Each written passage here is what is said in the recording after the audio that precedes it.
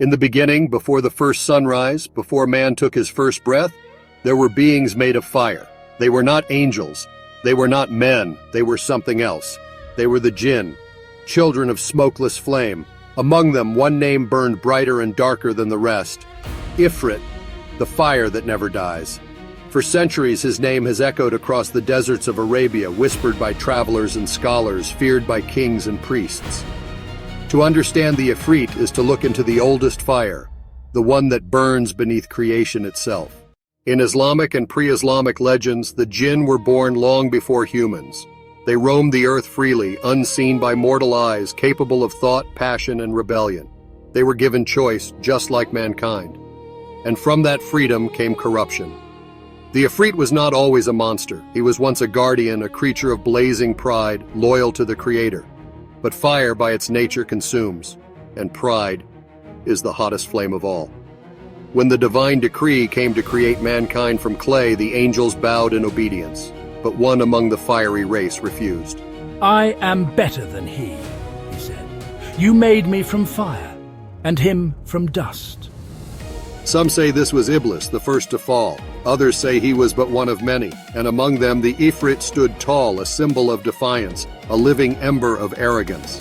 Cast down from divine favor, the Ifrit's fire turned black with rage, no longer the light of devotion, but the fire of vengeance. Legends tell that he fled into the depths of the earth, beneath mountains and dunes, where the sand itself glows from his fury. There he built a kingdom of flame, a realm unseen, but felt whenever a desert storm rages and lightning splits the sky. They say when a sandstorm turns crimson and Ifrit passes through, he cannot be killed, for fire cannot die, it only changes form. The Quran mentions the Ifrit briefly, a mighty one among the Jinn, swift and strong. In the Tale of Solomon, an Ifrit offers to bring the Queen of Sheba's throne before you can rise from your seat. Such was his speed, his power, and his arrogance.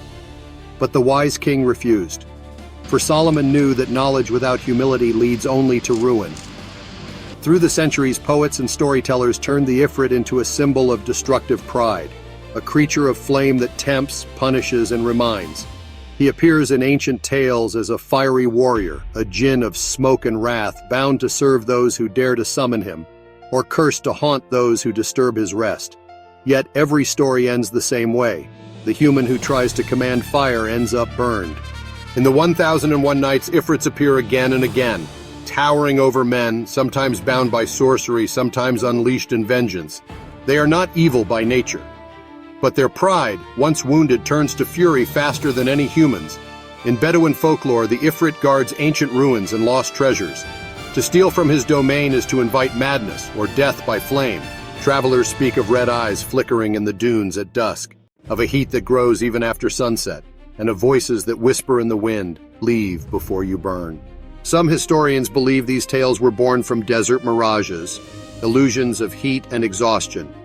But for those who have walked the endless sands, illusion and reality often blur.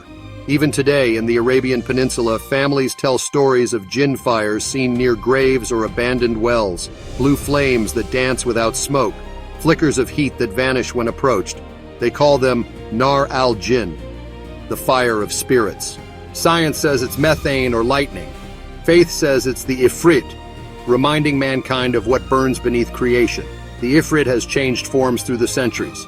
In modern imagination, he appears as a demon, a wish-granting genie twisted by rage. But his origin is far older, deeper, and far more human. He represents our oldest fear, the flame we cannot control. In every culture, fire is both life and death. It gives warmth and takes it away. It builds and destroys. It's creation's shadow. And so the story of the Ifrit is not about a monster in the desert. It's about us, our pride, our defiance, our fire that never dies.